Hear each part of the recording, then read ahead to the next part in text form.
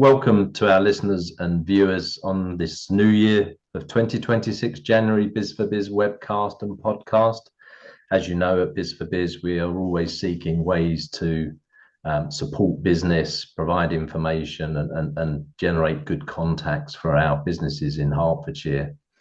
I'm delighted to be joined today by Helen Pollock. Helen manages the Hertfordshire Clean Growth Programme, who are the economic development arm of the County Council.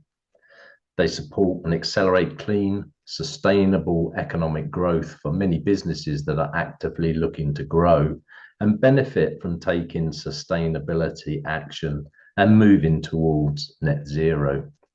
Helen, hopefully that's done your introduction justice, but please fill in any gaps if you think I've missed anything. No, that's fine. Good morning. It's wonderful to be joining you. Great. Well, thanks, Helen. So let's dive straight in.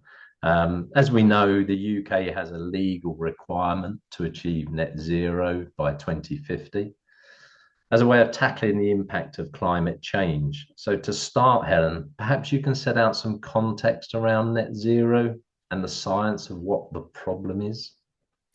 Sure. So if you like a super brief introduction or a refresh for some to the science around climate change and the greenhouse gas emissions and the greenhouse effect. We've always had a certain amount of greenhouse gases like carbon dioxide, nitrous oxide and methane in the atmosphere, which has enabled the greenhouse effect. This is a natural process that keeps our planet at the ideal temperature for life. These gases for thousands of years, if you like, have acted as a perfect blanket wrapped around the planet, keeping us warm.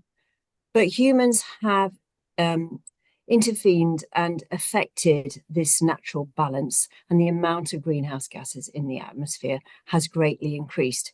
If you imagine a hockey stick curve where carbon dioxide has been in the atmosphere for pretty much for thousands and thousands of years. And then all of a sudden, with the Industrial Revolution in the 1850s and the increase in use of fossil fuels since, we've seen a really rapid rise in greenhouse gas emissions into the atmosphere. So more and more heat is being trapped. And the scale of this change is huge. If you like, the perfect blanket that was around the Earth is now a super thick, hot duvet wrapped around the world. And the Earth is getting hotter. As it gets hotter, the ice melts, more seawater evaporates into the atmosphere, and our weather patterns change. Weather becomes more intense, heavier rainfalls, hotter summers, more powerful winds. And climate change has a serious economic consequence, both at a global but also at a local level. It really does threaten mankind's, and it influences all aspects of our life, from food security to air quality to flooding and storm damage, and to the health and well-being of our residents and our future economy. So taking that forward then, Helen, can you sort of outline some of the impacts of climate change that we're seeing and the consequential impact on business? You've touched on a few there, just as the nature of what we're seeing, but the consequential impact on businesses? Businesses will be affected by the consequences of extreme weather, heat waves, droughts, storms, gale force winds. This might affect businesses' resource availability, particularly if they're using raw materials. The food sector is sort of seeing this. I'm sure many of your readers are having, listeners that are having a cup of coffee. Well, coffee beans are now, there's poor yields with coffee beans because the climate is changing and where you can grow coffee is changing. We're losing habitat. Bad weather may also disrupt your supply chain. So if you've got shipping of goods from different parts of the world, then that might be affected by storms. So recently, the sort of Asia has received huge amounts of several mega typhoons, which have been quite rare, different events, and that would have affected shipping of goods. But also sort of at a local level, your staff productivity might be affected. and their health. So employees might not be able to get to work because there's local flooding, or it might be too hot in their working environment to work effectively. And we're seeing more staff sort of being affected by health problems connected with air pollution as well. Other things, I sort of talked about whether it's wind or flooding, you could get damage to your property, leaks to your buildings that might affect your the goods that you have in your buildings. I mean, buildings today, the guttering around buildings is not designed for the intense rainfall that we will get. So there's lots of sort of, for businesses, it's about looking at your resources, where they're coming from, what resources you use in particular, and how that sort of plays out. I think it's quite interesting because talking to some businesses, you talked about shipping. It's an interesting one in the sense that actually the more of the global impact of the Suez Canal and the geopolitical situation today has meant that more and more looking at ways of getting around the ice cap coming past Greenland, the boats from China, because that's melting. So that the sort of shipping routes are opening up, which is bizarre. No one ever thought that was going to happen. So it's interesting. There's changes, and I think it's about being sort of partly adapting and being ready for those changes. We're seeing malaria in places we never saw before, but it's about businesses sort of identifying where the risks are and where the opportunities are, and how they can benefit and how they can move forward to keep competitive. Yeah, so focusing on the businesses we have in Hertfordshire, what are the aims of the Clean Growth Programme that you're so successfully managing? Thank you. The Clean Growth Programme's purpose is to build a greener, more sustainable Hertfordshire economy and to lead the way forward in clean economic growth. Why? Because we really see the critical and important link between sustainability and economic growth. We cannot ignore sustainability if we want to future-proof and grow our economy. Businesses account for around 25% of greenhouse gas emissions in the UK. So whether you're a big business or a small business, you have an important role to play in achieving net zero, not only in helping to protect our natural capital resources for future generations, but also in finding those all-important solutions to meet the climate change challenges. The Hertfordshire Clean Growth Programme has two main pillars of activities. The first one is about growing and attracting low carbon businesses. So here we are accelerating the growth of Hertfordshire's green economy, what I call the low carbon environmental goods and services sector. And our focus is really on driving enterprise and innovation and collaboration opportunities, sort of helping to find investment and having a perfect place for those businesses to grow, because those businesses are part of those solutions to meeting the climate change challenges. The second sort of major pillar of activity is around supporting our existing businesses, communities and places as they transition to net zero. So if you like, ensuring that sustainability is the golden thread that cuts across all business operations, helping to future-proof our businesses, whether you're a dry cleaner, a metal finisher, a manufacturer of widgets, or you're a service provider, or you're in the hospitality sector. We are here to support and help businesses to benefit and thrive from taking sustainability action. And as part of both these main areas of work, we're also delivering green skills, which is really crucial to help us unlock the capacity and the capability of our workforce to have a more sustainable, inclusive economic growth.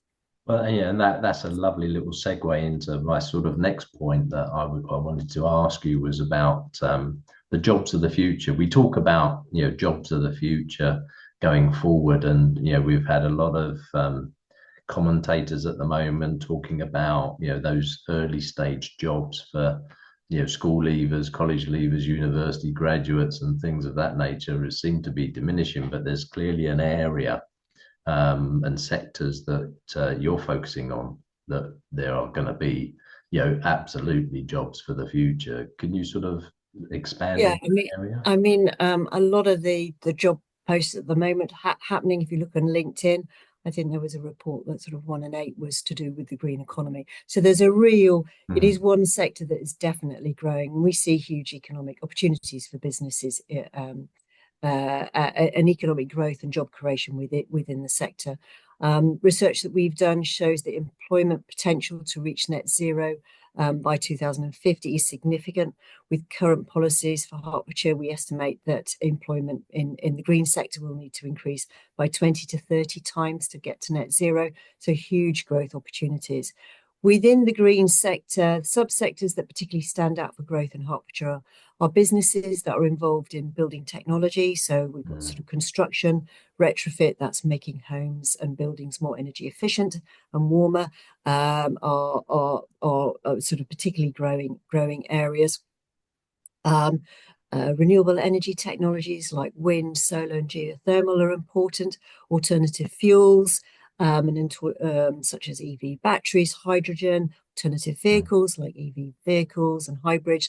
Those are growing areas, along with sort of the what I would call the normal environmental businesses like waste and water management, recovery and recycling.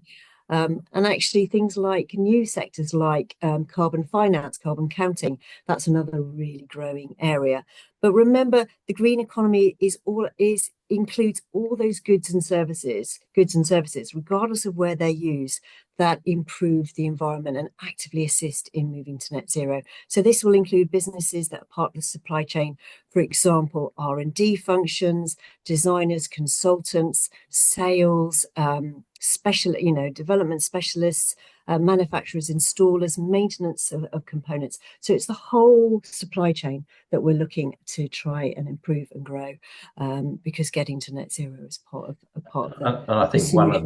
And I think one of the challenges is to all the political noise around the world is to try and keep this at front of mind, because it is a competitive advantage if you're in that space, and more and more smaller businesses are winning contracts, as I see it, with their credentials for being green, and actually going that extra mile. And in this day and age, to get is you have to fight for it. So, and you have to prove a differentiator, which is exactly what we're talking about this morning. So perhaps just drilling down a little bit into the support, so following on from that, can you sort of outline some of the support that is in place and what your strategic priorities are to support business in Hertfordshire?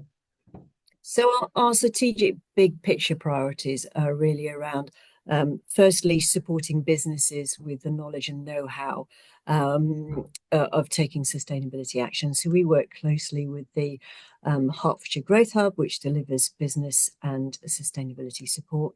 So we're sort of helping with things like signposting of resources, connecting businesses to green funding opportunities when they arrive, running sustainability workshops. So those sort of just helping businesses along that net zero journey that they need to take. Another big priority area that we're looking at is regarding retrofit. So we need an army of retrofitters in the county. We've got about 500,000 homes that need to be more energy efficient. Buildings account for a big percentage of greenhouse gas emissions. So we really need to make our buildings warmer and more energy efficient. So we've been working with stakeholders to really increase the capacity and capability of the retrofit supply chain. So working with our colleges, working with our local social landlords, etc., to really build and plug the skills gaps that we have, so that we can deliver retrofit. In green skills, we're sort of also working with our colleges and schools, just trying to get the message to young people about the green job opportunities there are, because they don't really sort of understand that and what the breadth is. It's not all about planting trees. There's huge amounts of science involved in finding these solutions. It's some really exciting work. So it's about trying to help young people understand and other people to upskill, to take advantage of that. And I suppose another thing that we're sort of actively doing is we're looking at using Hertfordshire's assets to sort of grow green cluster business environments and collaboration and investment opportunities. So we're working with people like the University of Hertfordshire, BRE, the Building Research Establishment, and Rothamsted Research, who do amazing stuff in agroscience, really using these places and creating an environment for green cluster of businesses to help accelerate collaboration opportunities and innovation potential. I think, this has been one of the, and I know Adrian and others within Biz for Biz have talked about this a lot around the skills, is actually matching the learning with the skills required to do the job. Not just study a subject, but actually matching the outside world skills with the learning and the degrees and the education that is required. I think it's and that's what we're sort of trying to do is plug those strategic gaps. So it's about talking to businesses. What skills do you actually need?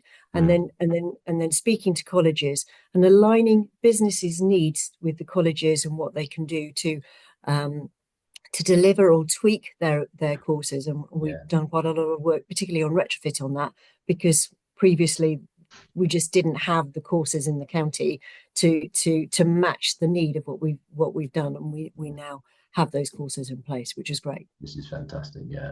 So a lot of that is really insightful and very helpful. So in terms of a call to action, maybe some examples of what businesses could be doing right now, if you like, that would help them just maybe not, at the end of the day is improve productivity and profits effectively, if you like, and efficiencies. I think that taking action has to really align with the business's priorities. Sustainability action needs to make business sense. And there are many different things that businesses can do to benefit from taking environmental action.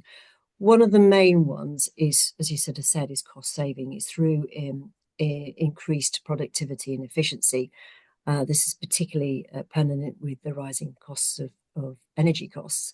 There's been case study after case study that show that businesses who measure their energy use, who measure their raw material use, can manage more effectively their usage and reduce costs and help save the environment. Businesses can look at opportunities to change and improve their business practices, their premises, perhaps do some staff training. They can look at their operational processes, their products themselves, the packaging of those products, and the delivery and the transport of those products, all of which can make a positive environmental change and actually affect the bottom line too.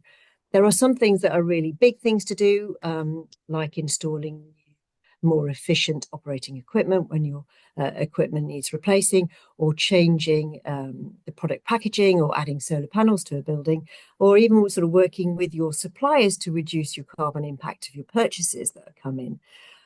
But there are also many smaller, more cost-effective options to do. Simple things like draft proofing, turning things off when you leave a building, replacing to energy efficiency products like light bulbs.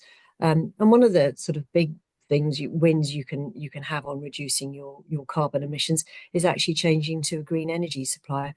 Years ago, that used to be quite a much more expensive tariff. The rates are much more competitive now, and that can have a really big impact on reducing your carbon footprint. Just a fairly easy, straightforward move. And there's a number of areas of investment that businesses can do, and with my background, I do know that there is green finance out there. It's not always easy to get hold of, but I would direct people to the British Business Bank website, which would push you in that direction, because they are the sort of mouthpiece of the government here. And also the Hertfordshire Growth Hub will be aware of perhaps some of the local green funding opportunities. So there have been some of the local authorities have had green funding opportunities out there. So it's keep an eye on there. I think it's also worth saying, get your staff involved, working with them to reduce waste, looking at business travel, ways of staff commuting, get them involved. They'll often have ideas as well as to things that might work within your own organisation. I think that is a really key point. I just want to pick up on that, because we do have a business in Hertfordshire that actually appointed, I won't name names, but they appointed a sustainability manager.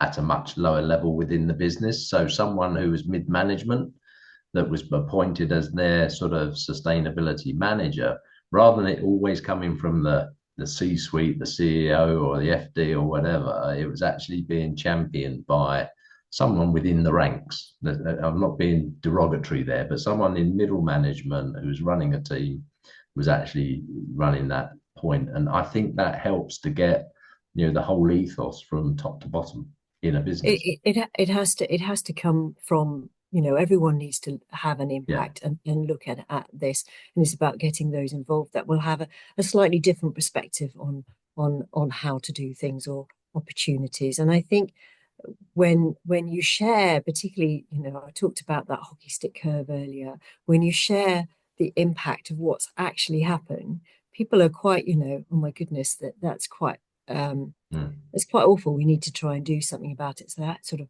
willing to help. And I think, businesses, perhaps there's a lot of information to digest and understand. And I think for businesses, it can be overwhelming. But I would like to stress, there is, this is a journey to get to net zero. There's lots of advice and help out there. And part of my role, particularly through the business support services of Hertfordshire Growth Hub, is to help businesses navigate that ESG landscape, to know what to do, what steps to take, and where to get advice. So I think that's and I think we've actually, one of my final points was, what is the risk of not acting now? And I think, to be honest, we've actually covered quite a bit of the areas there of in terms of, what not, by not acting, what happens, and then, there's always, you're going to get left behind, I think, if, at the end of the day. I think there's increasingly a risk associated of not doing anything, the cost of not acting, if you like. So sustainability, as you mentioned it earlier, sustainability's accreditation has now changed from a nice to have to a must-have selling position if you want to keep your competitive edge.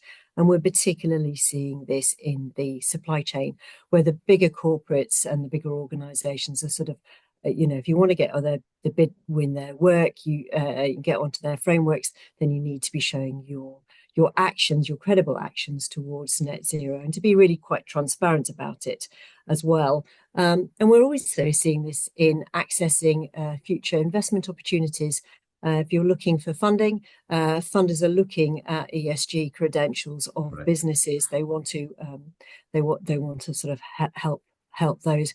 But on a business side, businesses that are actively pursuing net zero are benefiting from improved staff engagement. We're seeing that. We're also seeing they're benefiting from employee recruitment. So young people at the start of their career, yes, they want the money, but they also want to work for a sustainability conscious business. Those companies that are highlighting these aspects are attracting the quality of employees they want. And in addition, I think, businesses will increasingly need to prepare, adapt, and mitigate for climate change impacts. Businesses need to, if you like, do a risk assessment to determine the level of disruption and the level of risk that might occur when and how that might occur, and how they can plan against that. Because understanding your climate change risks can also help you avoid short-term expensive costs. So, for example, if you've got a really hot office and you're having to use portable fans to make it cool, you're really increasing your energy costs. But is there something you can do to mitigate, a hot office? Is there something, blinds or something that you can do that can reduce that? You might want to check the maintenance of your building to make sure you don't get any flooding or leaks when we get really heavy rainstorms. So there are things that you can do, and perhaps consider where your raw materials are coming from and how there is. But just to remember, you're not alone. Businesses aren't alone. There's plenty of help and advice out there and resources available to support you. So that's been, thank you, Helen. I think that's been, really informative, and this, I know it's only been a little while this morning, but we've run through quite a few areas there. But the key thing is, where do businesses go from here? And you've just mentioned it. So, there is a lot of support out there. We know that through yourselves and in the county. So just a few things, contacts. How do our listeners and viewers, take this forward if they're needing further support? I think the starting point is the Hertfordshire Growth Hub. They'll be able to advise and direct you as necessary. I'm always interested to hear about businesses that are doing amazing sustainability stuff, or the problems that they're having within the county, because my role is to try and unblock that and grow that. So I really hope that businesses can feel encouraged and see the benefit of taking sustainability and climate change action, and just to really sort of reiterate, you're not alone. There's plenty of help available. This is a journey. It's going to take time, and we really look forward to supporting you on that journey. No, great. Thanks, Helen. So when we publish this podcast, webcast, we will add all contact details as well anyway. But once again, thank you, Helen. That's been really interesting and very informative. I hope that sort of just pique some interest for businesses large and small and startups to actually get on that journey or improve that journey. It's not a matter of, a lot have started, and I get the feeling that a lot have started and they've got so far, but then they're not getting the next step. So maybe that's the support they need for some of the larger businesses, just to push on again. Ignoring all the noise in the world at the moment and who's in power and this, that, and the other. And, at the end of the day, it's not going to go away. This is through to, the initial target is 2050, but, it's going to carry on forever. Honest. Yeah. And it's a big issue to solve, and we need to solve it together. And it's something that I think businesses actually are quite good at working together. When it comes to sustainability, they work together. Well, thank you so much for having me. That's great, Helen. I think it's one thing is that this country is pretty good at, and Hertfordshire in particular, is innovation. And there are businesses and people find a way. They just sometimes need a little bit of support and a bit of help along that way, and that's where you guys come in. So I'd just like to finish by thanking our viewers and listeners for joining us today. Look out for the next podcast and webcast where we at Biz4Biz are trying to support businesses with information and support and connections as we go through the year. So we've just come off the back of our awards season, which was another huge success for businesses in Hertfordshire. And we look forward to helping, supporting and celebrating business as we go through 2026 and beyond. So thank you very much. And thanks again, Helen. Thank you. Thanks. Bye. Bye.